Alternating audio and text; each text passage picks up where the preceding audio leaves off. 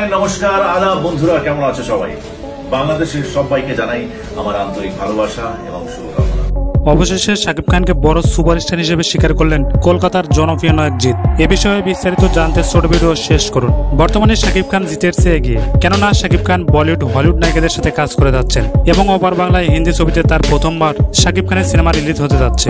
শাকিব খান বাংলাদেশের সুপারস্টার হয়েও ভারতে গিয়ে কলকাতার সুপারস্টারদের চেয়ে বেশি জনপ্রিয় হয়ে উঠেছেন। কিন্তু জিৎ এখন পর্যন্ত বলিউড নায়িকাদের সাথে কাজ করতে পারেনি, এমনকি হিন্দিতে নিজের সিনেমার কাজ করতে পারেনি জিৎ। তবে শাকিব খান দেখে দিয়েছেন কিভাবে বলিউডের মতো বড় জায়গায় কাজ করতে হয়। মিডিয়ায় শাকিবের প্রশংসা করে জিৎ আরো বলেন, শাকিব বাংলাদেশের বড় সুপারস্টার, তাকে বাংলাদেশের মানুষ অনেক ভালোবাসে, সে সেখানকার বড় স্টার। সম্প্রতি সময় তার কাজগুলো অনেক বড় বাজেটের, দেশের বাইরে নিজের একটা জায়গা করে নিয়েছে সে। বিশেষ করে ঈদে তার রাজকুমার সিনেমা মুক্তি পাবে। এই সিনেমার রিভিউ দর্শকরা অনেক ভালো দিচ্ছে। আশা করি সিনেমা ব্লকবাস্টার হিট হবে এবং তার জন্য শুভকামনা। তাহলে প্রিয় দর্শক, প্রিয় নায়ক শাকিব খানকে ভালোবেসে থাকলে চ্যানেল সাবস্ক্রাইব করতে একদম ভুলবেন না।